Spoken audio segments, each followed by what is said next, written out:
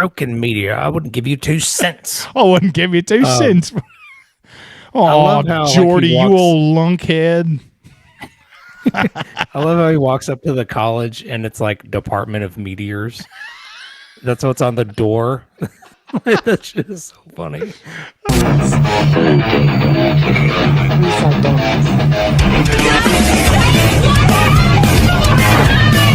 Hey, everybody. Welcome to Blood and Donuts. I'm Tony. And I'm Chris. How we doing out there? How are we doing? Here at the Blood and Donuts podcast, we always start with an overview, facts, and our first impressions. Then Chris and I will each give our donut rating before we go into a scene-by-scene discussion full of spoilers, but we always let you know before we do that. Chris, how does our donut rating work? So we rate our movies on a scale of 1 to 13 donuts. A 1 through 4 is terrible. We're not going to recommend that one to you. 5 through 8, that's a mid-range. It's worth a watch if you have time. It's not terrible, but it's not great. A 9 through 12 is great. You will definitely want to check out a 9 through 12, even if you need to rent it. And the 13, Tony, that's our Baker's Dozen tier. That's pretty rare, but we would consider that a perfect horror film. Maybe in discussion of the best of all time. Creepshow, a 1982 colorful, dark anthology-style horror film directed by George Romero and written by Stephen King. A love letter to the classic horror comics of the 1950s, structured like a comic book come to life, tells 5 twisted tales of revenge, terror, and the supernatural. Yeah, man, this one, and you mentioned colorful. This one did have some weird, interesting, like neon colors and stuff like that. And I read that some of the actors and stuff had like problems with that. Oh, they didn't like it. It was a really bright film for them. Yeah. Well, so anyway. So you got George Romero and Stephen King. They get together, and actually, George Romero was actually interested in directing one of these big books that Stephen King had written. It was called The Stand, and so George Romero got with him. He's like, I'm interested in directing this huge, big. This is gonna be a big production, a very long movie and stuff. But when they got together, they hit it off. Immediately they started talking about the horror comics from when they were kids, you know what I mean? And then they said, what if we did one of these? What if we made a movie, a horror anthology, in the kind of like there were Tales from the Crypt horror comics from the 1950s. And Stephen King said, give me a month. Give me 30, 60 days. I forget what it was. It was a very short amount of time. Yeah. He goes, and I'll write it up. And he wrote this. He had a couple of these short stories already, but he wrote the majority of it right in those 30 to 60 days. So, and that is so cool. The rest is history. Yeah, really cool, man. To see these two, kings of horror, as it were. Like George A. Romero, more known for the Living Dead series. They call him the king of zombies, but and then you can of course have renowned author Stephen King doing his thing and writing that up. That's crazy fact there. I did not know that. That's really cool. But it's great to see those two kind of get together, and I'm glad they went this direction. I don't know if he ever directed The Stand or not, but I'm glad that they put their heads together and did this movie. So that's pretty cool. Yeah, it's a fun movie. It's not the tagline on it is the most fun you'll ever have. What is it? The most fun you'll ever have being scared. And you know what? That's true to that tagline. I believe it. Lots of horror and anthology is like horror and sequels. We just came out of sequel September. We always say horror and sequels, they go together. Horror anthologies work very well. There was plenty of them before this movie came out. There's been plenty of them after this movie came out. But if you asked a room full of horror fans what's your favorite horror anthology of all time, they're gonna say Creepshow from 1982. You know what I mean? Yeah. I definitely think so. Especially those older, kind of like around in our age group, will probably like, oh man, it's Creepshow. No, nowadays it's probably like Trick or Treat or something like that. You know what I mean? Like where you have that kind of anthology of stories in there. So, but yeah, this one's definitely it for the 80s, and this just screams 80s, man. It's such good 80s cheese in there. But it's not really cheesy. It's just, you could tell it was filmed in the 80s, but all of the stuff looked really good. I'll get into that in a little bit. But. Yeah. Just big name actors brought in on this. Savini, not Savini, but George Romero, he's used to shooting these very low budget zombie flicks. So when the studio gave him $8 million to film this. Jeez. He said what they asked him, what's one of the most important things? He goes, well, since I only have a short amount of time to tell each of these stories, I need good actors. So they went out and they got some really heavy hitters. Who are some of the actors that stood out to you that you saw? I mean, for me, just right off the rip, you got Ted Danson, right, and Leslie Nielsen, Oh, yeah. both in the same segment. Yes. And that is probably one of my favorites. E.G. Marshall's a good one. Real quick, back on Leslie Nielsen. It's so weird to see him in a serious role, is it not? I mean, like every movie you watch him in, Airplane, the Naked Gun series, all that stuff, it's a dull, it's a bland funniness about him. Yeah. Cuban? No, Dutch-Irish. My father was from Wales. Oh. Nice beaver. Thank you. I just had it stuffed. Let me help you with that. And in this one, he's freaking serious. It's so creepy. It turns out that his earlier roles were like serious cop, like, and villains. After that attack last night, I think we should all go up to the Ranger Tower where Frank went. Can it, Jensen? No, you can't. You're not the big mocker anymore. I say we go up to the tower. So that is what he played. But you're right. Us, the millennials, we know him as, we know him as Frank Drebin from freaking. Yeah, he's Lieutenant Drebin. We know him from Airplane. We know him from he's just so funny and hilarious. But yeah, when you see him in his serious role as a villain, you're like, this dude is so good. He is such a great actor. And you mentioned Ted Danson. They hired on Ted Danson. This is right before he was just a freaking household name from Cheers. So this was before. Cheers, I think it was like that next year. Okay. Yeah, that next year he would be hired on to do Cheers and made him a household name. You talked about serious roles. Ed Harris from Father's Day is in this, but you know him from The Truman Show or The Abyss. And he instead of a serious role, he's playing kind of a goofy role. He even has a goofy dance there in a minute. He just did take it too seriously.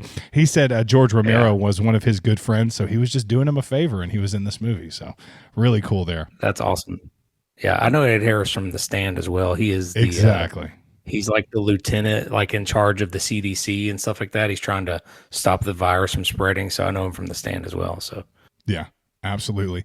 You saw Stephen King. He acts a little bit in this in the Lonesome Death of Jordy Verrill. Just a kind of like an over the top performance, but for some reason it works.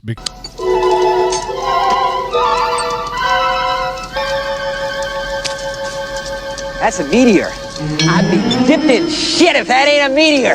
A lot of people like mention the Creepshow. When you see cosplay of Creepshow, it's oftentimes Stephen King as that. You know what I mean? I mean, people when they quote Creepshow, they quote Stephen King. You know what I mean? Like I don't know what it was about that performance. Maybe because it was so over the top.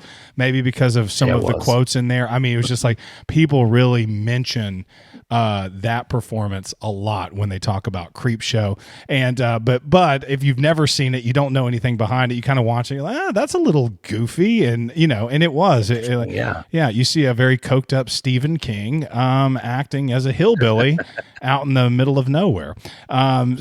So Stephen King's in this as far as actors go. Lots of big actors. Some we're probably not even going to touch on, including Stephen King's son is in the wraparound. Did you see him there at the beginning? Yeah, this Stephen King's son, Joe Hill. Or Joe King, rather. Joe King, yeah. And he's famous now for writing The Black Phone, which you love. Nice.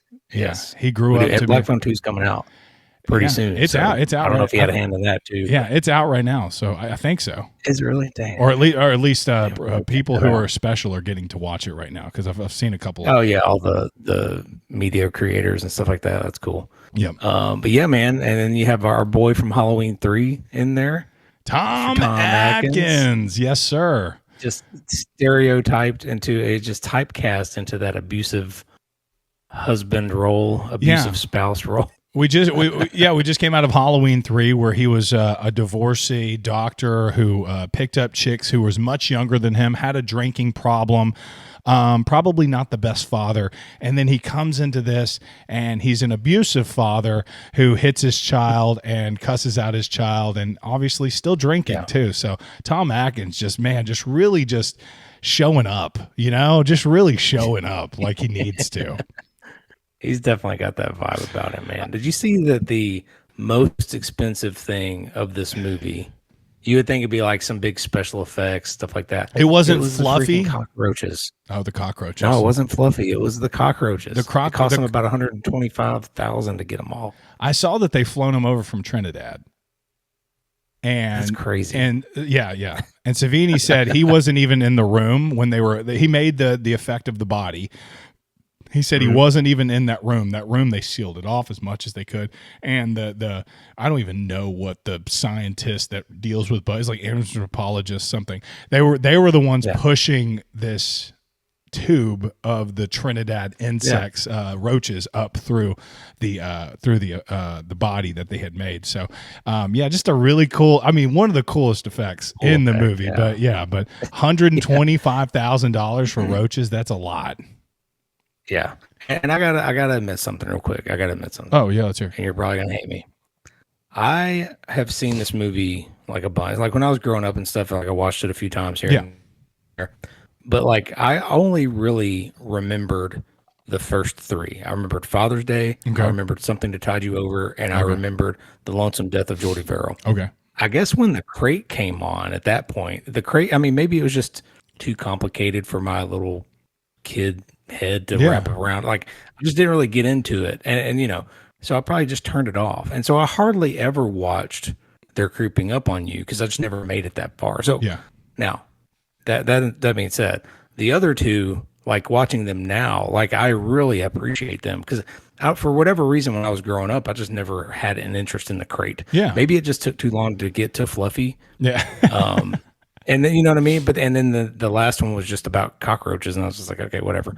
But really well done and well acted on those last two segments. So I have to kind of admit that I'm ashamed, but I do appreciate these latter segments that I never really watched as much as a kid. Yeah, I agree, and they talk about in the pre-production, like where were they going to put the crate? The crate is a 40-minute segment, and they were going to put it there towards the beginning.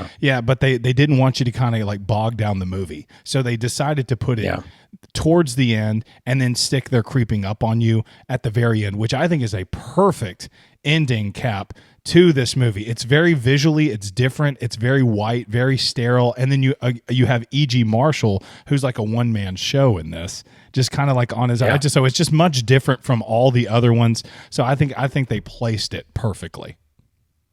Yeah, I think so too. Yeah, you're right about that. Because if there was one thing to trim down about this movie, it would be a little bit of the crate. You know what I mean? It takes a while to get there.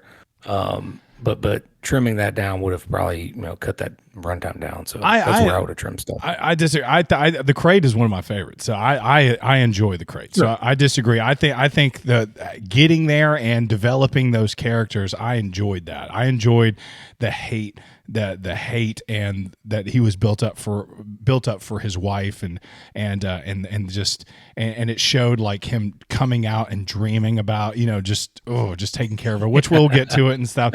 So I think it's it's one of my favorite segments, but some people would disagree with me on that, and I feel you, and I do understand why you would want that trimmed down. It is a longer segment. One thing that you do run into with anthologies a lot of times is it's a good and it's a bad thing.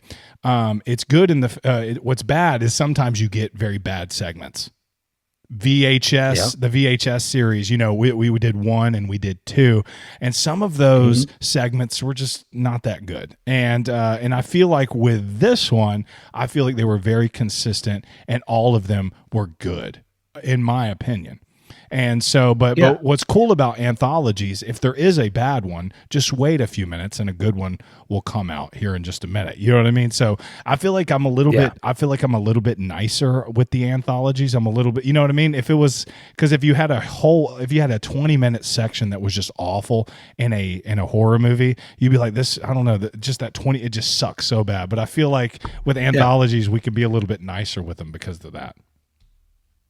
Yeah, because it just kind of balances it out, right? Like you could have like a really super good one, like from VHS 2, you had the cult one. Of course, I forget his name, but you have that one, which is just a peak horror series. Yes. And then you could dip down into something that you really just don't like. And then at the end of it, you're like, well, overall, like the Alien one really sucked. Yes. But then the Ritual one was really good. So, Yeah. so anyway, yeah, you can have those peaks and valleys, but then overall, you're like, hey, that was a pretty good experience overall. So, yeah, that makes sense. When I was watching, I think I was on Something to Tide You Over, and then I was like, is that the same freaking ashtray that they hit Nathan in the Father's Day segment?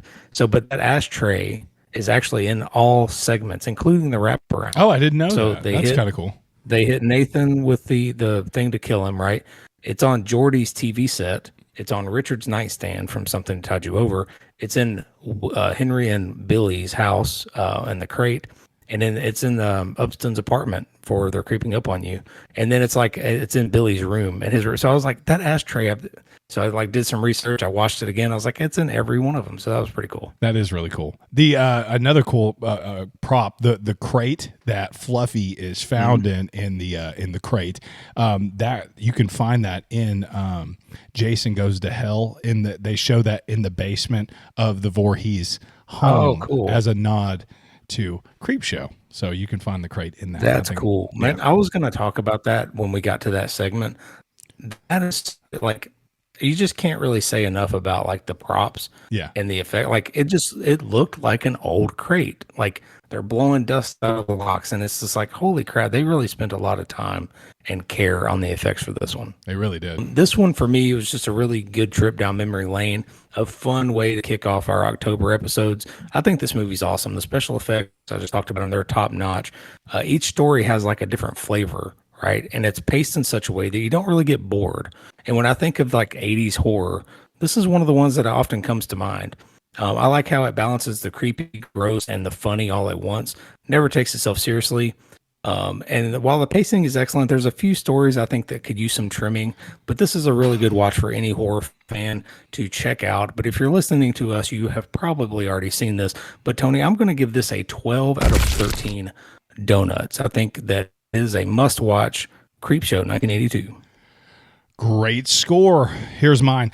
Horror anthologies in the genre go hand in hand. Creepshow wasn't the first anthology film. It certainly hasn't been the last, but ask a room full of horror fans what their favorite is, and 9 times out of 10, you will hear Creepshow. The film is pure fun, and it knows it, even boasting the tagline, the most fun you'll ever have being scared. From start to finish, Creepshow delivers everything that you could want in a horror film: memorable performances, twisted stories, top-notch practical effects, and a killer soundtrack. Unlike most anthologies where 1 or 2 weaker segments usually drag things down, every single story here hits the mark. It's a rare feat that makes Creepshow stand out as not just one of the best anthologies ever made, but one of the best horror films of the 1980s, in my opinion. A true classic and a must-watch for every Halloween season. I'm going to give this a 12 out of 13 as well, Chris. And I didn't change my score because of you. I have it written down right here. So we both had a 12 out of 13. I swear. I even teetered. I was just like, maybe it's a perfect, but it's not. It's not a perfect horror film. I can't give it that 13 out of 13 like Scream or Warriors or you know what I mean? Halloween 1978. Yeah, no, I was teetering, man, the same way. I was like thinking in my head, like, I just can't give it that last point, but a great movie. I mean, top notch. 12 is not anything to be sad about.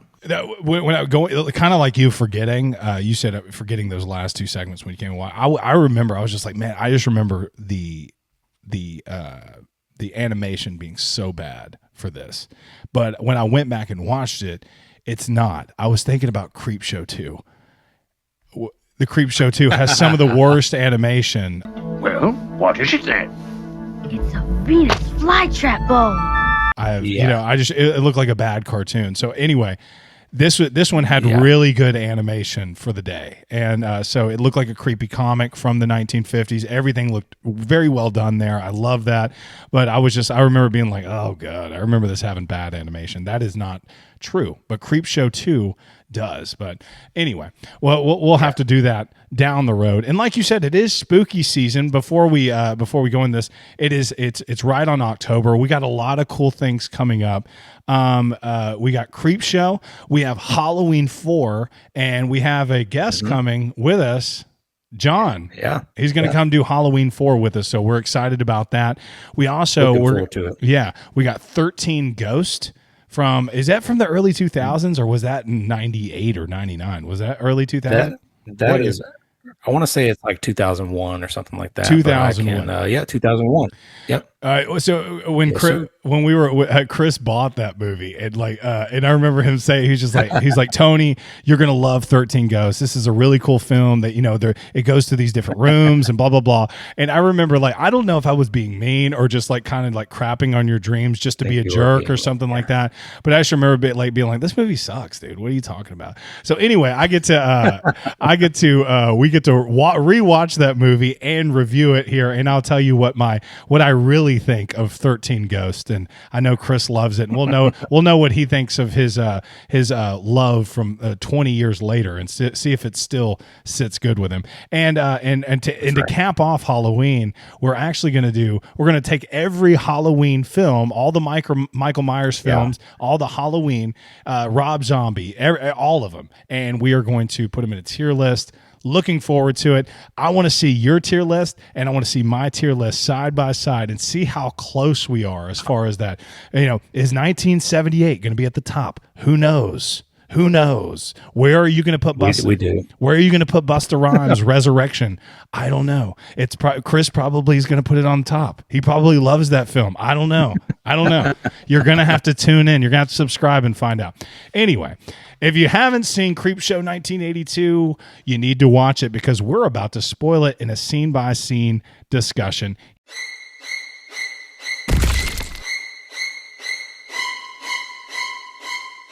A stern and tyrannical father named Stan gets angry when he finds that his son Billy is reading a grisly horror comic entitled Creepshow. After arguing with his wife and slapping Billy, Stan throws the comic in the garbage. The skeletal figure appears outside Billy's window.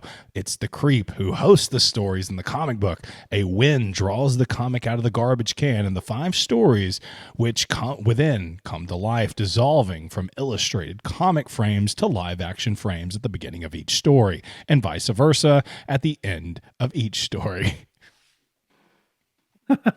And that is such a cool effect, man. Like you were saying, the animation in this one is top notch. I mean, I love it when it goes from cartoon to comic, and then that's the opening shot. So it goes from comic into movie. Yes. And then at the end of these, they still frame it, and then they back out into the comics. That is such a cool effect, man.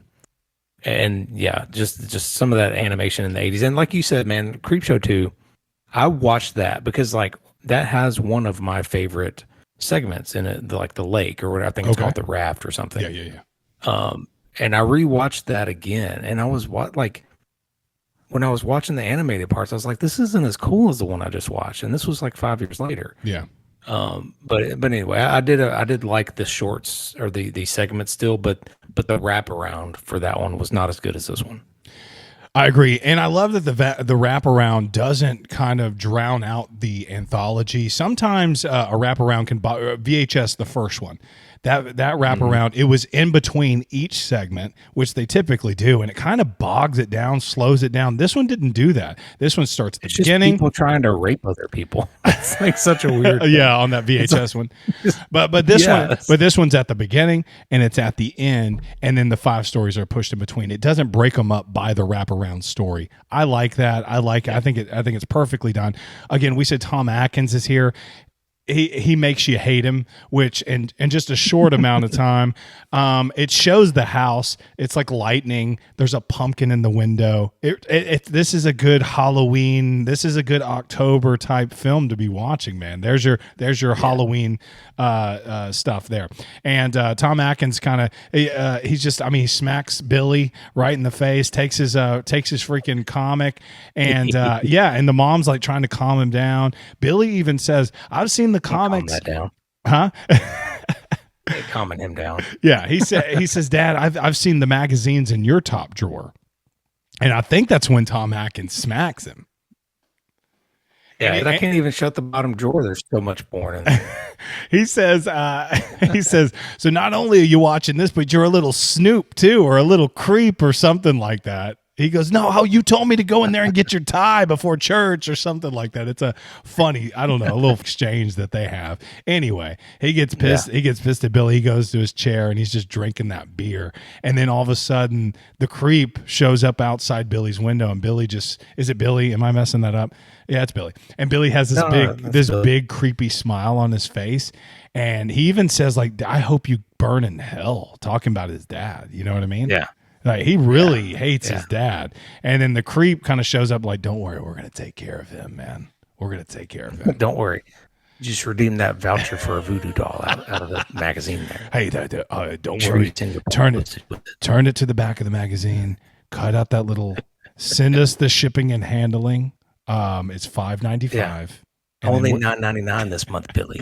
And then we'll take care of it. So the first story that we get to is Father's Day. I know in the past, Chris, when we did anthology style movies, we kind of ranked the segments to ranked them like what's your favorite, what's your fourth favorite. We won't bother with the wraparound or anything like that. But let's just kind of tell me where does Father's Day land as far as like on your list of if you're going to rank the 5.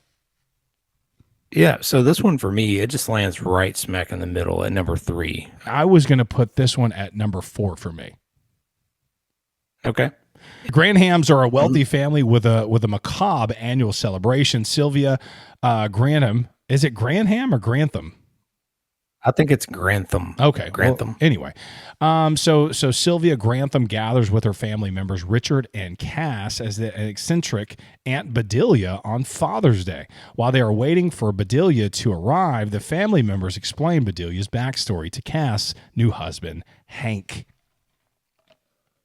And all of these parts, I think, are well enough acted, but because we just get to know this family like in a really quick 3-minute exposition dump, and then from there it just gets into like the fun, you know what I mean, the like the horror starts happening. And man, that's it was just a cool just a setup. Like you could tell like that this brother sister, they kind of like hated each other, and then you had the sister's like husband, right, like a new husband, so he's just now kind of getting introduced to all these eccentric rest of her family. There's no good characters in this story, Chris. Like when I say no good characters, there's no good, like there's nobody who's a good person in this segment. Except for Hank. Hank's a good dude. Yeah, sure. They're all spoiled brats who are living off of, they're moochers, which the grandfather kind of alludes to here in a minute. He's like, you just want my money, which that's what they are. They're just kind of moochers, just living off. And they have this air about them, and they don't like, and they have this like dark story, but they kind of just like say it like it's funny or something, like it's fun. But there's no real good character. Pass me those scones, Cass. Yeah, you look like a hog. You look like a hog. Did you know, Hank, that you married a hog? Just an awful person. Just ugh. Anyway, it seems that Bedelia's father, the now deceased family patriarch Nathan, was pathologically jealous of Bedelia after Nathan had her lover murdered in what was written off as a hunting accident. Bedelia went over the edge. While caring for the elderly Nathan, Bedelia snapped and bashed Nathan's head in with a marble ashtray. The family conspired to make it look like an accident, and Nathan's massive wealth was divided amongst them.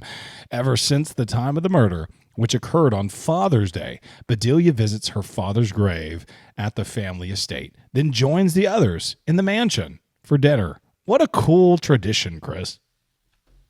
Right. Yeah. Just go visit the person that you murdered and, pay your respects, as it were, and then go eat the glazed ham or whatever that the maid cooks up.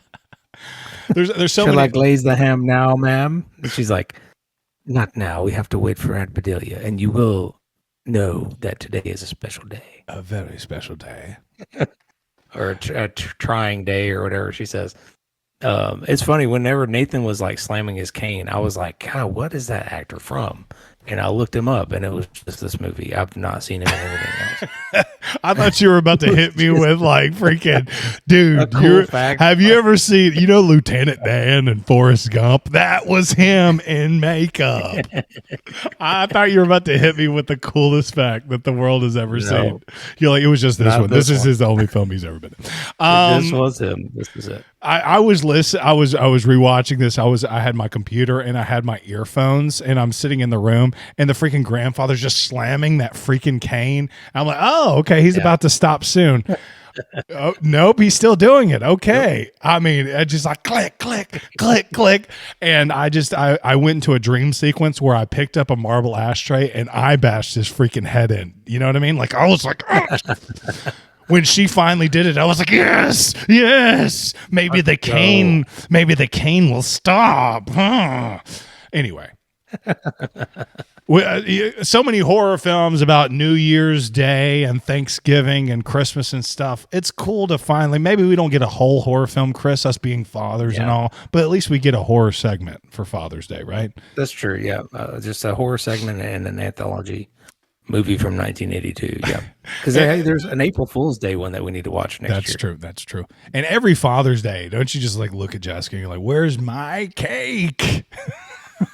I'm going to start. I know that much. Is a Father's Day cake? Is that like a thing? Like, it is now in my household. I'm going to get a cane and everything. Oh, I love that. Where's my cake? Oh my gosh. This year, as Bedelia sits on Nathan's grave, Nathan's rotting corpse emerges from the ground and attacks her, strangling her to death. Nathan then exacts revenge on the rest of the family.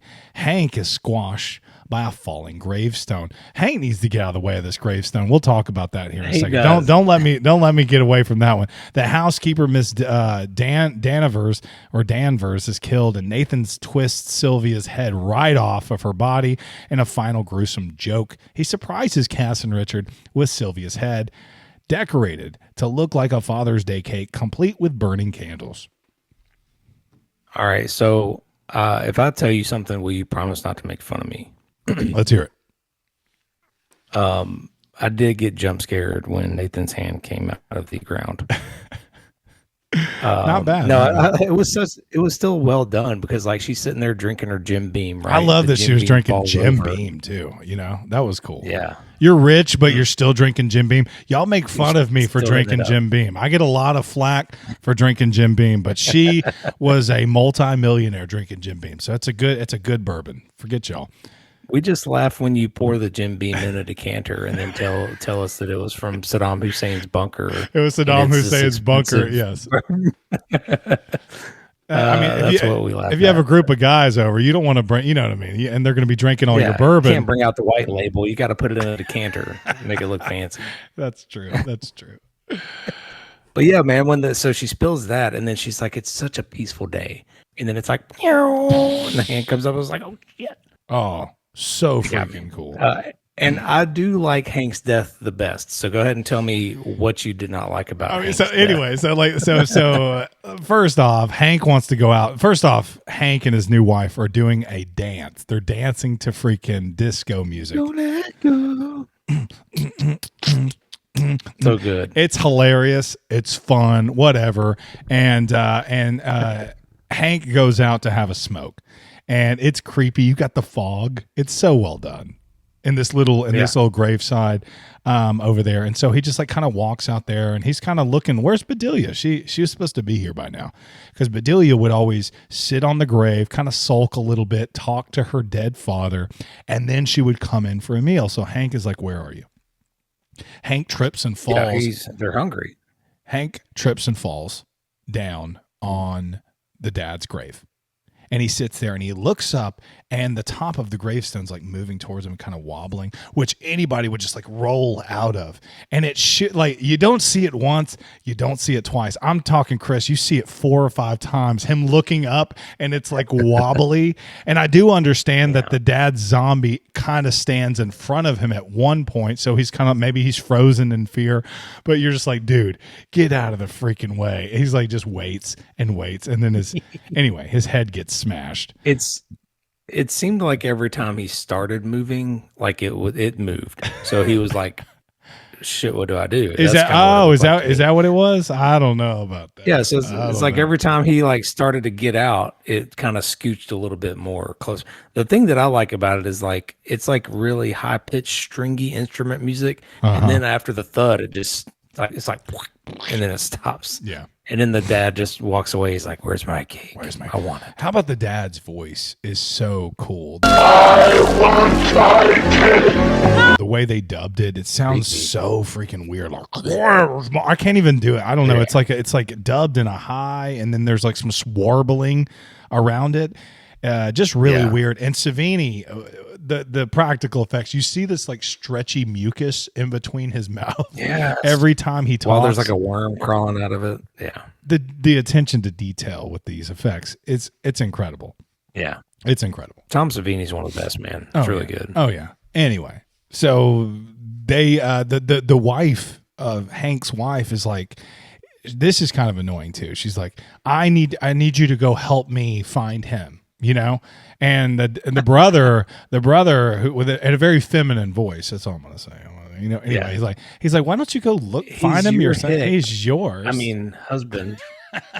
He's your husband. Yeah, he's like, I can't help it that you lost your hick. I mean, your husband. He does call him a hick. I love that. That's so funny.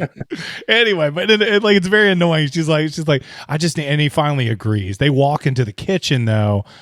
There, you know, and I think the mom goes first. She sees that the maid is dead in the window there, and the dad pops out. Anyway, dad comes out with the mother's head, with the candles and everything. I got my cake, and then it just kind of freezes, turns into a comic book, and then kind of and goes out, which is perfect. That's perfect. It's really good. I love it when it does that. It's so cool to watch that every time. Oh, every single time. So I put that one number 4. You put that one number 2 or number 3? Number 3 for me. Number 3. That was Father's Day. Yep. All right. Now we're going to move on to the lonesome death of Jordy Verrill. Where are you going to put this guy? I've got this one down at number 4. So this one is number 4 for me. Chris. I don't know. I have this at number 3. Okay. Okay. So we swapped ours there. Okay. Jordy Verrill is a simpleton who lives alone on his family's rundown farm. A meteor crashes the earth, landing in his field. Jordy has aspirations to sell the meteor to a local college for a small fortune, $200. He tries to pick up the meteor, but it's too hot and he burns his fingers. Jordy's solution is to pour a bucket of water on it, but that causes it to split in two. A dejected Jordy seems that his dreams of a $200 windfall go down the drain. Still, he resolves to try to sell the halves, which are now covered in greenish liquid. A broken meteor. I wouldn't give you 2 cents. I wouldn't give you 2 cents. Oh, love how, Jordy, he walks, you old lunkhead. I love how he walks up to the college and it's like Department of Meteors. That's what's on the door. That shit is so funny. That's hilarious to me, man. It is. And like he thinks he can get $200 out of it. I mean, that's so funny. Like, anyway, you know, Stephen King, and it's really like he hates rednecks. You know, he's got he hates rednecks to write this. Yeah, it's so funny. That's funny. And so, like the doctor or his plays multiple actors. What is it? Yes, yeah. You have the same actor that is the Department of Meteors guy, and he's the doctor in the next segment, and he's also his dad. So it's like a one-man show, but then you have these kind of split up segments where you have this. Is he the dad too? Doctor guy. And, yeah, I think he's the dad as well. Oh, I didn't know that. I'm pretty sure. Yeah, you're probably right. I didn't even look. I I didn't look that one up, but man, yeah, that's hilarious. I love the set here. I love the small farm. And Stephen King's house, yep. Jordy's house, looks great. And we'll get to it here in a minute. When the green stuff comes up, looks very comic booky green. It's not just like grass. Everything is very comic booky, neon green. The colors here look like a comic book, which that's what they were going for. And how nasty was his house? Him living alone. I mean, oh my gosh. That's another one of those like sets where it's just like it looks so good. It looks like he's just a poor ass farmer with nothing to his name. And then like all the green shit start growing everywhere. This one for me, like the effects were all over the place. So like later on in the episode where it's like it has like this overlay image of green stuff everywhere. Yes. I didn't really care for that effect. It looked pretty dated, but everything else looked great. Yes. Even like when the meteor splits in half, there's like this glowing liquid on the inside of it, and he's got to dump it out and stuff. All that shit looks really cool. Yeah, it looks really good. It looks so good. I agree. Yeah. Just a good set piece. I love that there's alcohol. We just talked about Jim Beam. He pours like a whole thing of vodka into Pop off in there. Yeah. Into a whole pitcher of orange juice, and then he takes the bottle and he kind of like swirls it around. Like I don't know. Anyway, the whole the whole probably the only thing I'd consume out of that house. Yeah. Like if this meteor never came, he would have died from something in that house eventually anyway, right? He was going to die from like mold or something that was in there. Later that night, the crater where the meteor landed is now covered in weird green plant life. As is everything, the meteor came into contact with. Jordy notices that his fingers have green wounds on them, presumably from the burns, but later he discovers the alien vegetation, which has now covered the entire farm. Jordy realizes that the alien plant life is now growing on his skin. As the night progresses, Jordy becomes covered in shaggy green weeds, causing him to itch. Golly, don't it itch? And this is kind of like the thing I like about this one too is like, it's not like it's a meteorite, so it's like an interesting concept of this. It's not like aliens visiting or anything like that, but it's an alien life form, but it's in the form of like plant life. So it crashes. It's such a weird and cool concept. I think I do like the concept of it. It's just really cool. Every single one of these segments is so different and so just thought-provoking, and it just seems like it's in a comic book. It seems like it came from different directors and different writers, but it's all the same because they're so different and they're so and the sets are so far apart. It feels, we get a beach. We get a beach. We get a very a country bumpkin out in the middle of nowhere. We got these rich socialites in this huge mansion, this southern mansion. And a complete sealed off futuristic room in New York City. I mean, it takes you to different places, which is exactly what you should be feeling if you're flipping through a horror comic book. And Jordy kind of like looks down at his crotch and he goes, "Not there too," or something like. Oh man, not there. Oh man, not there. Anyway, Jordy's itching skin causes him to run a bath, but before he can get in, the image of his deceased father appears to him in the mirror and warns him against getting into the water, since the water is what makes the weeds grow. Jordy gets in anyway, and when morning dawns, Jordy has become a gigantic, lumbering mass of alien vegetation. Desperate, he shoots himself in the head with a shotgun, revealing that the deep green weeds have even penetrated his brain. Afterwards, a radio announcer is heard forecasting heavy rainfall, suggesting that the extraterrestrial plant growth will further spread to surrounding areas. Yeah, the weatherman's like, it's going to be greener than you know it. It's going to be the greenest summer of all, or whatever. Is it for sure the irony? So when Dad came out and said, "Hey, don't take a bath," that's what's going to like. Is that true? Is that what's helped spread it? Because it was spreading no matter what, right? It was, and I think that's what Jordy said. He's like, "I'm already gone." He said, "I'm already a goner, Dad. Like, there's nothing I can do for it now. Like, it's done everything without water. Like, he hasn't done anything. What's going to jumping in the tub going to hurt?" Yeah, and what a like a sad ending. Yeah, dude. Very sad ending. Because he's always talking about his luck. He's talking about his luck, but he's also his whole life. His father, apparently, who had just died a couple years ago or whenever it was. I think he mentions that you've been dead for 2 years or something like that. Jordy has grown up, felt that he's never done anything right, and he can't do anything right. And he always goes, "You lunkhead, you messed this up. You messed this up." And it ends with he's saying he's sitting there covered in plant. He can barely breathe or move or itch or what. I don't even know, but he grabs his shotgun in the last ditch effort. He goes, God, please don't let me mess this up too. You know, like let me put myself out of misery. Like, and it is a sad ending because he's just like, but he does accomplish something, and he does it right. He's not a lunkhead on that one. He succeeds. He has no head after that. He succeeds, Chris. But I like when he shoots him. It's kind of just like dirt that kind of like pops out like a plant, like you just shot a plant or something like that. Just anyway, right. But again, it's very colorful. Like I said, the neon green everywhere. You can see it shows a road. It shows a town sign, I believe, and it kind of just shows the vegetation's like moving, where you know this is going to. It's gonna pop off all over the earth, and it's gonna affect a lot of people. Yeah, not just George. Did you see one of the signs was pointing at Castle Rock?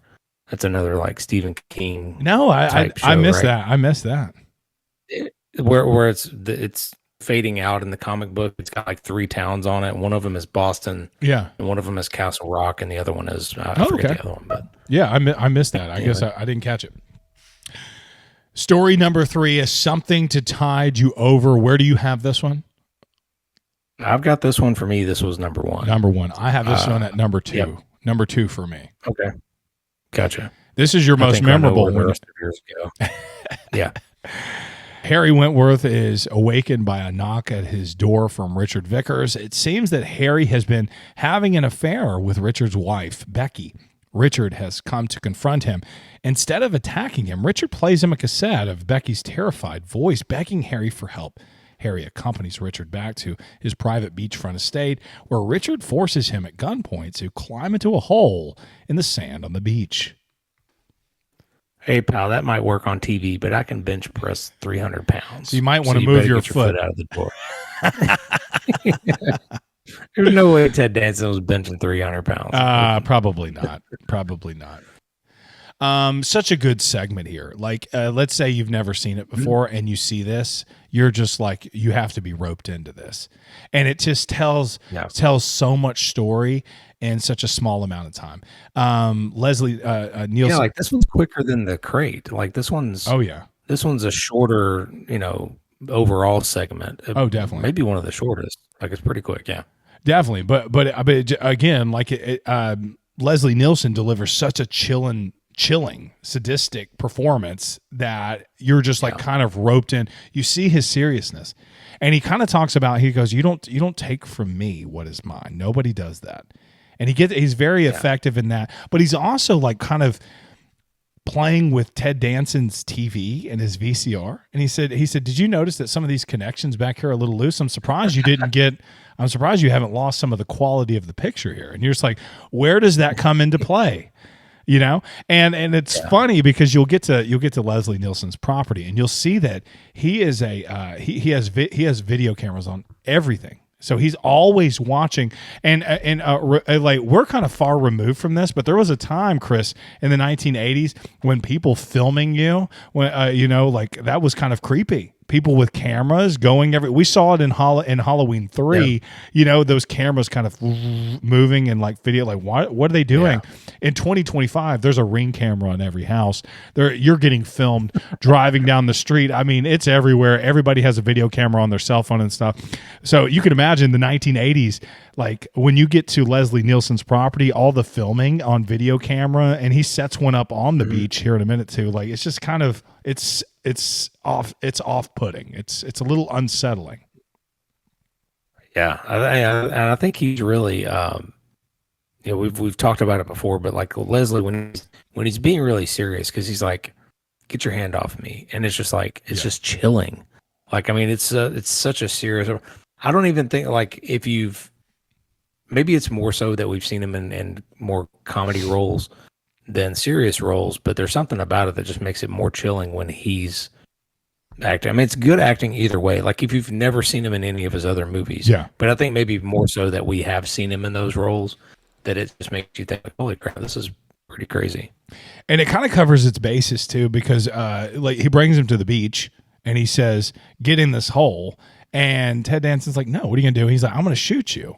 And then Ted Danson's like, he screams. He goes, "Ow, help!" And then so does Leslie Nielsen. He goes, like, no one's gonna. This is my beach. I own it. You know what I mean? Like you're like, and what you go, oh God, he owns the freaking beach. That's scary. Like, what are we gonna do? Like, it just shows. What was Becky thinking? Yeah, what like was she going away from this guy to Ted Danson? Not only that, why would you have an affair? You know your guy, you know your husband films everything. He has cameras everywhere. Yeah. His money is unlimited. Like, did you really think you were going to get away with this? What were you thinking? Ted Danson's worth it, though. Let's just be honest. Wouldn't you if you were a girl in the 1980s and Ted Danson, you know? Yeah, and because I guess Leslie Nielsen has always looked like he's 70. He does. I guess maybe it's the hair. So he starts burying Harry up to his neck. Richard then connects a television that displays live footage of Becky, who's also buried up to her neck in another location on the beach. The tide's already starting to come in and wash over her face. Harry realizes that they will both be dead soon, and there's no reasoning with Richard, who seems to take great delight in his revenge. Richard abandons Harry and goes back to his beach house, where he watches the drowning deaths of both Becky and Harry on the video monitors. Before the last wave covers Harry's head, he vows revenge on Richard. And man, the back and forth between those two when he's like buried, and then he's like, "Get me out of here!" He like slaps him in the face. He's like, "I could just cover you all the way up," and then he does that, and he's like, "No, but we can't do that. We can't do that." That was he's so like good. That was so smacking good. the stand off of him and stuff. He's like, "I'm gonna get that off of you." Like smacking him. When he was smacking him, I was getting pissed. I was getting pissed. And that crab, oh my God, that was such a good effect. Yeah. He's like right there. So I was texted you, I think, because I was like, how did they do those beach scenes? So I looked it up. He was buried up to his neck in sand in many of the shots. Yes.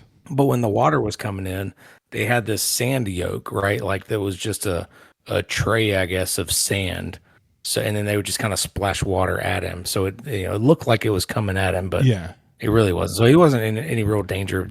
That whole suit thing had like was a combination of practical burial effects on the beach. And then he had an air tank. That's what it was. A breathing rig to help give that illusion of him being buried underwater. So I just thought that was pretty cool, man, because it looked really good. Yeah. And I'm like, how the hell? Like, there's no way this actor risked that. Like, right. Like everybody's gonna dig him out real quick. Like, no, they all had it done safely. So it was pretty cool. Yeah, and so like that last scene where he looks like he's completely underwater. I saw that they had him like an aquarium over his head that was full with water. But yeah, like you said, there was a breathing apparatus that they would feed him, every few minutes to get a breath. And I read somewhere that Tom Savini was by holding a hammer just in case there was an emergency to break that glass, just in case there was an emergency. Nice. So yeah, just a really cool scene here. And again, that crab, very effective. It makes you just think, you're sitting there thinking like, oh my God, what an awful way to die. You're just sitting there waiting for the tide to come in slowly as it starts hitting your chin and effectively over your head. And right as he's dying, right as he's dying, he vows that he's going to kill Richard. But I love also when Richard's talking to him, he says, "You could get out if you hold your breath just long enough to get the water and work your shoulders out," or something like that. And just really effective. Later that night, like when he's watching the video. When he's watching the video later too, like he's cursing him, like Harry is cursing Richard, and he's like, "You've got to hold your breath, Harry. You got to hold your breath. It's so chilling. You got to hold your breath. You're messing up. You got to hold your breath." Later that night, Richard's alone in the beach house, where he seems to hear voices calling to him. While he showers, two shuffling figures enter his home, defying the many security cameras and alarms that Richard has in place. When Richard emerges from the shower, he hears somebody in the house and immediately thinks it's Harry, somehow still alive. And he's terrified to discover that the invaders in his home are the waterlogged corpses of both Becky and Harry, both of them zombies covered in seaweed with green pruning skin. Richard's gun has no effect, and the zombies taunt him the same way that he taunted them. We finally see Richard, now completely insane, buried on the beach in the same way, waiting for the tide to come in. I can hold my breath a long time, Richard's yelling crazily. That's so fun, man. And the effects on the sea like zombies. Oh, like, so good. they get shot and it's like it just like goes everywhere. It's so cool. So good. It's so cool looking. And they're like, it's showtime. Like they're doing all this stuff, like really taunting him the way he taunted them. Oh yeah. I want to say on the TV they were kind of like smoke, right? When they were like showing up at the door too. Yeah, that's true. They were like the yeah, but yeah, the taunting, man. Oh, so creepy. Yeah, I read that they had written an alternate ending where Richard was actually caught by the police. He ends up in the gas chamber for killing Harry and Becky, and he screams in the gas chamber, "I can hold my breath for a long time." Okay. Anyways. So they were still going to use that line, but yeah. I like the one that they left in there. Oh yeah, definitely. 100%. Yeah, great segment. That was your number one. The most memorable. Is it because of Leslie Nielsen and just the fact of just like I think so. The beach scenes of like them like getting hit with the waves and stuff over and over, like because like you were saying, like man, that is just like a crappy way to go. Like you would not want to go that way. And then I think just the back and forth acting, it really just barely over my number two. I gotcha. Yeah. Next we have The Crate. Where'd you put this one? Speaking of the number two, it's going to be The Crate. And like I said, man, I really just did not appreciate this as a kid. Yeah. But watching it a few times, over the past few weeks, I really came to appreciate it. Acted really well. Great, segment with Fluffy and all that kind of stuff. And it's just a twisted plot for our main protagonist here. Absolutely. And I'm going to put I put it number one for me, for everything you just said.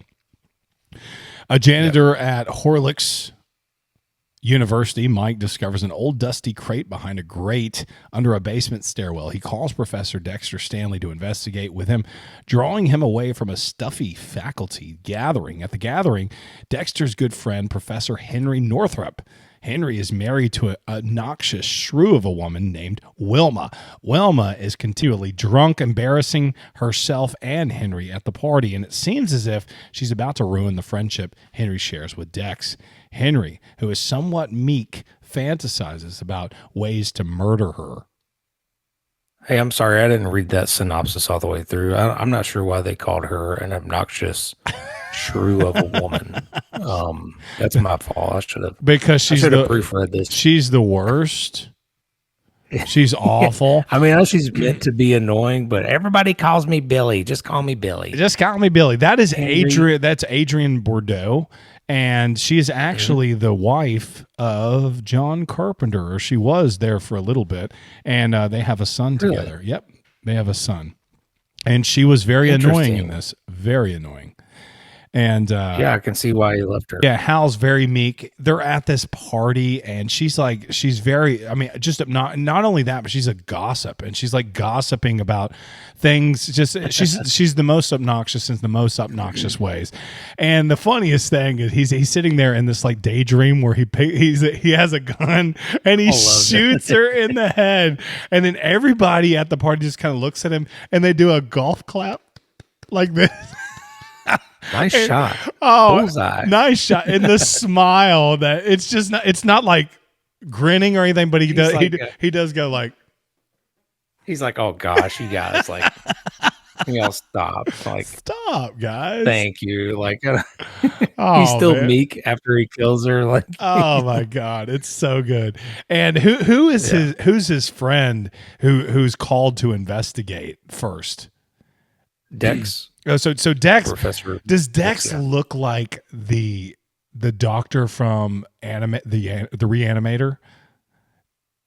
I had to look it up. It's not the same actor, but to me he looks just like the doctor whose head is on, who's yes, who is the head from Reanimator. You see that? Yeah. Anyway, yes, okay. To me he looked just like. I was like, is that from Reanimator? That is not him. Those are two different. Fritz Weaver is that actor's name. Yeah. Yes. Two different actors. Anyway, Just hilarious. There's another dream sequence. I think he chokes her. Where he has a tie and he wraps her around the tie. Yeah. Because he's like strangling her and then she's like, huh? Billy, God, what would you do without me? What would you do without me? He's like, I don't know. And she's like, well, on that, we agree. We do agree. And then he's like, he is such a meek dude, but then he's like a really deranged psychopath who knows how to kill people later on. So anyway, that is true. Sorry. Yeah. The janitor's like cleaning up at this university. He sees under a stairwell, he sees that crate, chains on it. There's a lock and it says from a Arctic expedition from the 1800s. And then he calls this doctor or this professor who's hitting on like this very young college student. You know what I mean? So again, not a lot of good characters or good people in this. You know what I mean? There's not a lot of morals going around in these horror anthologies, which is fine. And Dex is Hal's like chess buddy. He kind of mentions that. Yeah. Yeah, he wants to play chess with him tonight, and then he's like trying to go have an affair or whatever, and he's like, I guess you're not coming tonight. I guess you're not coming because it looks like you're hooking up with this student, Dex. Yeah. But anyway, he gets this call about this crate. He goes, okay, let me go to the crate. So back at the university, Dex and Mike, they pull the crate out from under the stairs, and they realize that it appears to have been under there since the 1800s. A stamp on the outside of the wooden box indicate that it contains specimens from an Arctic expedition. When the two of them open it, they sense movement from inside, and Mike is attacked by something. When it pulls his arm into the crate, whatever it is, pulls Mike inside, apparently eating him as it goes, and Dex catches a glimpse of a horrible shaggy beast with huge teeth. And man, I love the effects, and I've talked about it already, but like the props and stuff look really good. But then the effects of like his arm is up in there, and then like you can just see the blood pouring down the arm and stuff like that. It all looks super good, man. But yeah, I really like this one too.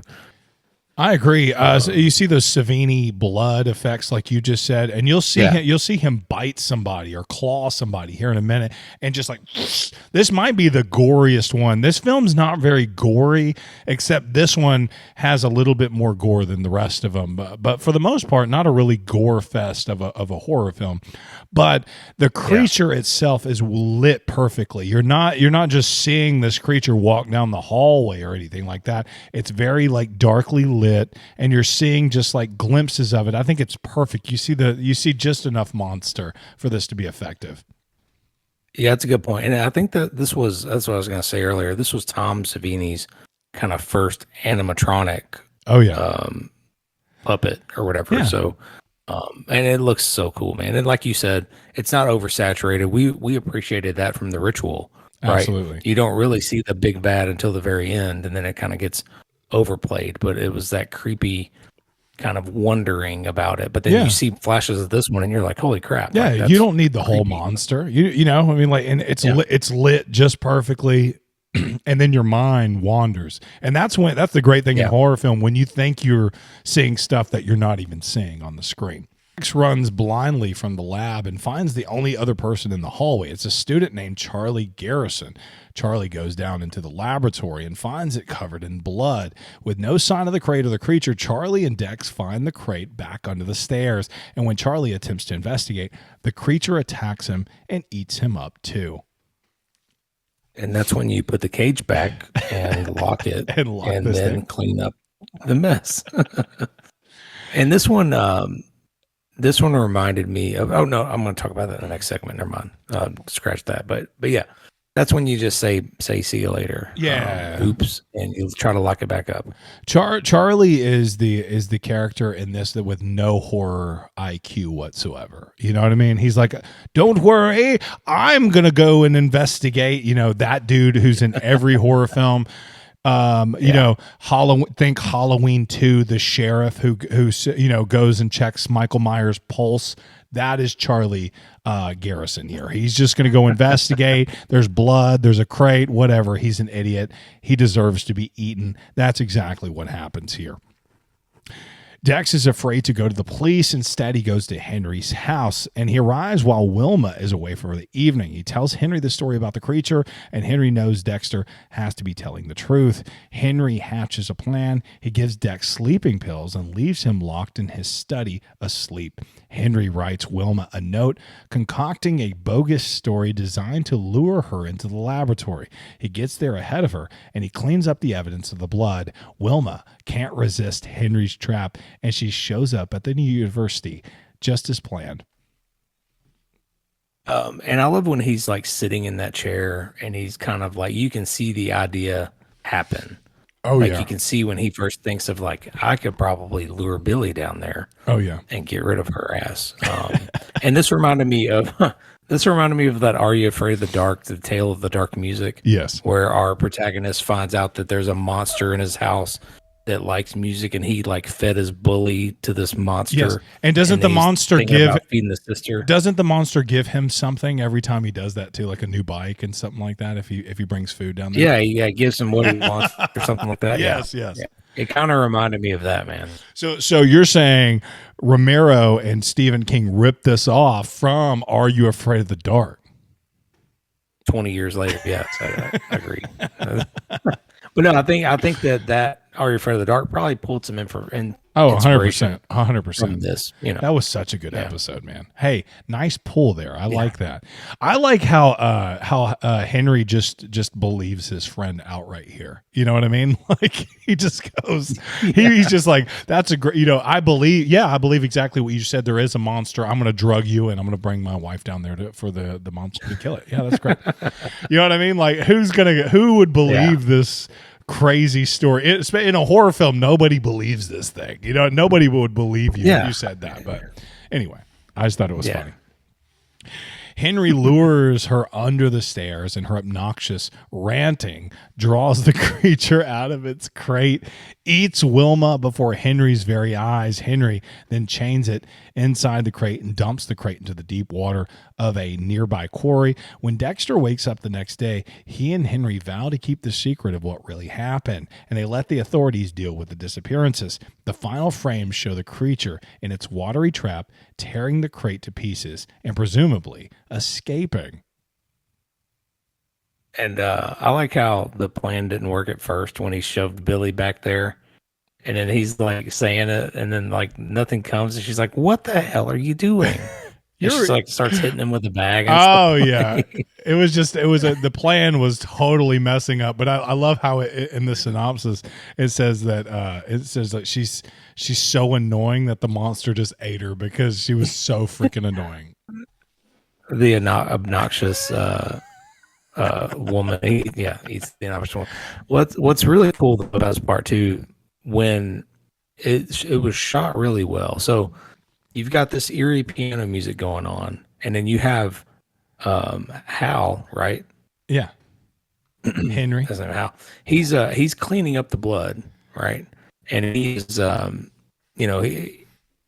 and over top of that is like the letter reading of the wife, right? Yeah. She's reading the letter, but it's narrated in his voice. Oh yeah. So it's a kind of a back and forth between them two. So it's Very a really well shot thing. I couldn't really explain it there, but you know what I'm saying. He's cleaning blood. He's kind of tidying up. Yeah. While she's like coming over, and she's drunk, and she poured like bourbon and milk or something. What the freak, What man? is that? I've got to try that. I mean, you taught me to cut it with root beer, but how's the milk? Have you tried to cut it with milk yet? Disgusting. I mean, like, what the crap? I mean, what is a White Russian? A White Russian is like cream and then what, like vodka and I don't know, and maybe some Kahlua. Bourbon. Yeah, she was putting brown liquor into milk. It was really weird. I don't know. Maybe that's just what they did in the 80s. Yeah, it's like vodka, liqueur, and cream, and that's it. This was like she was drinking a glass of 2%, and then she poured some bourbon in there from her decanter. She poured her Saddam Hussein's finest down there. Yes, that is true.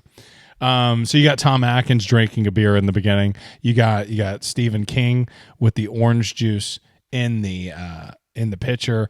You have her drinking liquor with milk, and I want to say in the Father's Day you also have the Jim Beam. Did I already mention that one on the graveside. Yeah, we got that one. Yeah, the whole family is drinking. Yeah, everybody's drinking in every segment except for the last one. Probably, I don't remember him drinking at all. Anyway, so what a cool thing. He got rid of his wife and he got rid of the evidence. It kind of seemed like, I don't know, it seemed like the friend was kind of going to turn on him. It didn't seem like he was going to keep this secret. Maybe he will. I don't know. Didn't it? Yeah, it kind of seemed like that. And he's like, well, I'd have to whoop your ass every couple of times a week during chess. And he's like, well, we'll see about that. Yeah, that's true. That's true. The fifth story that we're going to get to is They're Creeping Up on You. I have this at number 5. What do you have it at? Yeah, it was number 5. No, number 5. That's how you have left. Okay. And not that it's not that there's. Yeah, go ahead. Not that it's bad. Not that it's bad or anything. I just think the other ones are just so much more rewatchable. You know what I mean? I think I love his body being, the roaches coming out of the body there at the end. It's a really cool effect. I think he's a one-man show in this, but I think once after you've seen it once, I don't know. I'm okay with not sitting through it a second or third or fourth time, where the other ones I feel like are a little bit more rewatchable because you got more characters and a little bit more storyline to it. Yeah, no, that's a good point. And yeah, you're right. One man band. He kind of does a lot, with the exception of the janitor or the maintenance worker coming by or something. But everybody else had a little bit more support than he did. So absolutely. Upson Pratt is a neurotic business tycoon who lives in a sterile white penthouse apartment atop a skyscraper in a major city. He communicates with the outside world via the telephone, treating his employees and subordinates in a cutthroat, heartless manner. One phone call informs that an employee, Norman Kastenmeyer, has committed suicide because Pratt fired him. Pratt seems delighted rather than upset. This guy's like the modern day Scrooge. Yeah, and my man, he has to get some different bug spray because it looks like it's just spraying them with water.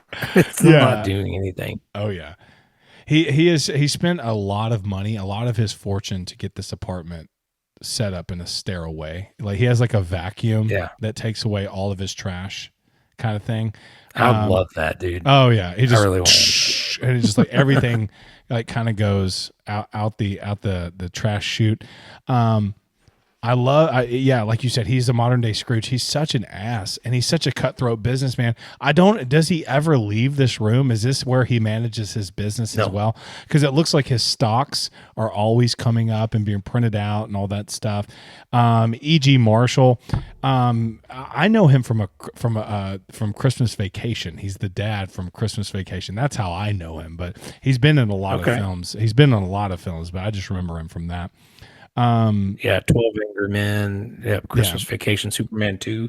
He was the president of the Superman 2 movie. So this is one of those segments that kind of just builds and builds and builds because you see one roach and you're like, man, what's that coming from? You know what I mean? And it's kind of like playing on the fact that he treats people like bugs, and he always says you got to squash them like bugs.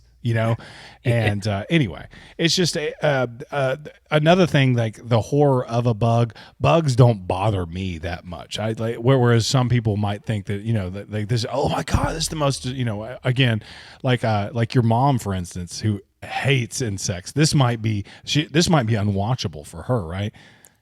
Yeah, this was even unwatchable for the wife, and I told her when I was starting to watch it, I was like, hey, you want to watch this movie with me?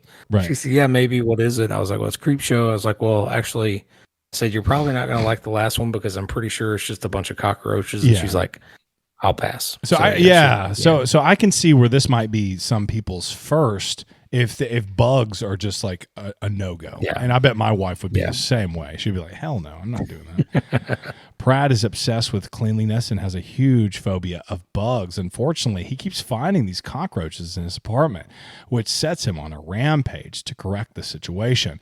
He plays telephone calls to the building superintendent and makes thinly veiled racial slurs in an attempt to intimidate the man. As Pratt finds more bugs in his apartment, someone gets through on his private line.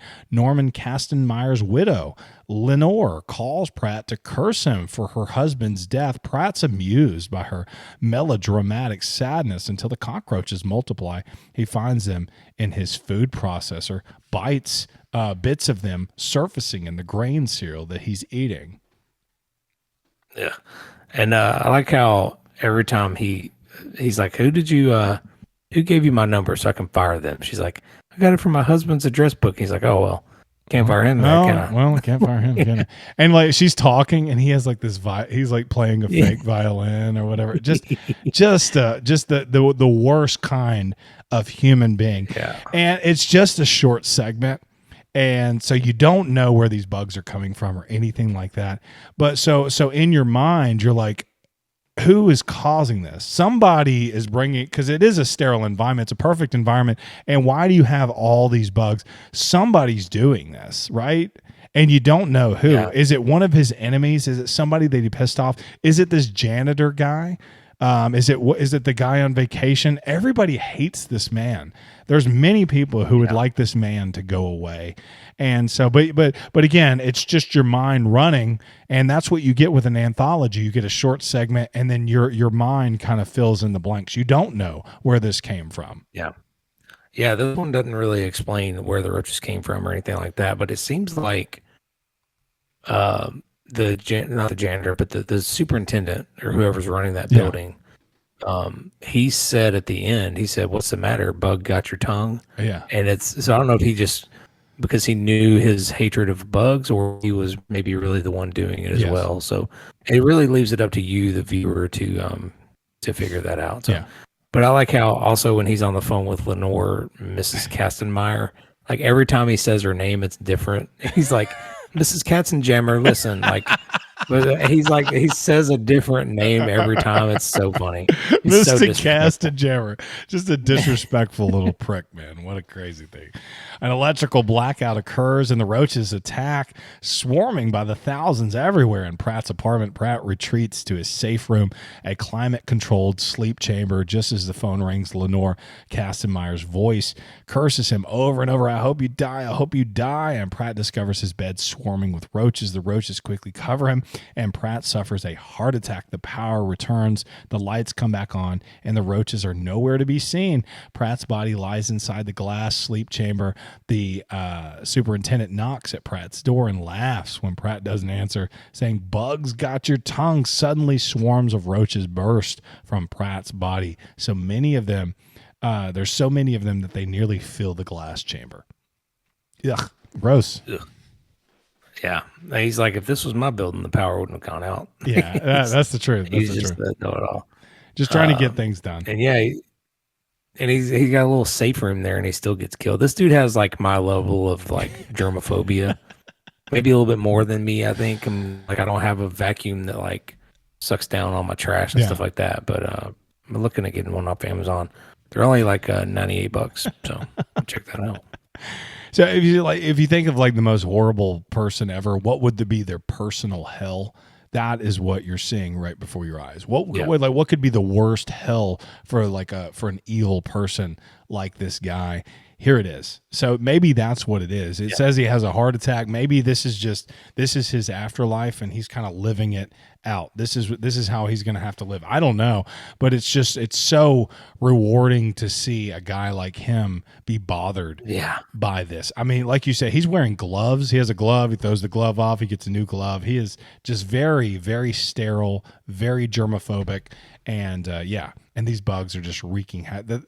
Them being in his cereal and being in the freaking thing that he whatever that was. He's like blending up whatever. Yeah. Oh God. Disgusting. And then we get to the very ending, the wraparound story. And this is going to bring it all home. The wraparound story, you got Billy. It concludes the next morning when two garbage men discover the comic book next to the trash can in front of Billy's house. They leaf through it reverently and discover that someone's clipped out a mail-in coupon for a genuine Haitian voodoo doll. Inside the house, Billy's father stands, suddenly suffering from neck pain. While up in his room, you see Billy stabbing a voodoo doll in the form of his cruel father repeatedly with a pen as payback for Stan tossing out his favorite comic book, which to me, Chris, that's equal pay back, you know. You throw out my comic book, I stab you in the neck using a voodoo doll. Yeah. I mean, I don't know it's like a tip tat kind of thing. Like, equal justice. Tit for tat. I like the cameo by Tom Savini. Yeah, you right? see He's him one there. of the garbage men. Yeah. See him there at the end. Love that. Like each story in the comic book, this live action scene of Billy stabbing the voodoo doll becomes an illustrated comic book picture. And as the camera pulls away back, we see the comic's macabre host, who is the Creep, holding the second issue of Creepshow comic book in his bony hands, with Billy and his voodoo doll adorning the cover. The Creep titters, and a nearby candle flame goes out, plunging the scene into darkness. Credits begin to roll. Did I get that right? Titters? And he really did titter, didn't he? Oh, man. I mean, I was thinking that. I'm glad this covered it, because I was thinking it. You know what I mean? I was like, that dude. Yeah. I was like, look at that tittering creep outside that window. Golly. He didn't. I was telling my wife that too. I was like, he really tittered in this one. He doesn't talk like the Crypt Keeper from Tales from the Crypt. He's kind of just a silent titter creep, you know? Yeah. Yeah, they just call him the Creep. And something that we didn't really talk about is that none of these stories end good. No. Like, none of these have like happy endings for anybody. No. There's no like resolution. And I think you like that. And I can appreciate that too in a horror movie, that there just wasn't any happy endings in this one. I think horror comics of that day ended like that. You know, it was just a still frame, a still frame of them, of it just ending badly, and even Goosebumps, the kid, I bet R.L. Stine grew up on freaking comics like this. He put them on bad endings a lot of times. It wasn't always perfect. So, and for Are You Afraid of the Dark, for the most part, it did leave us on good endings, but there was a good handful of them that left us on bad endings. I think horror movies are best when you get a bad ending. Yeah. You know what I mean? Or just an ambiguous ending. A very ambiguous or a bad ending. I think that's great. I love that. One that leaves you guessing. Yeah. Leaves you So, guessing. man. Lots of good stuff coming up, man. You talked about it. Lots of good stuff. We've got the Halloween 4 coming up. We've got the 13 Ghosts, like you mentioned. And looking forward to it, our man. Halloween special. So can't wait, man. It's going to be fun. Yeah. Happy Halloween, man. The season is upon us finally, Chris. Thanks for watching, y'all. If you like 80s horror and you like sequels, click any of these videos up here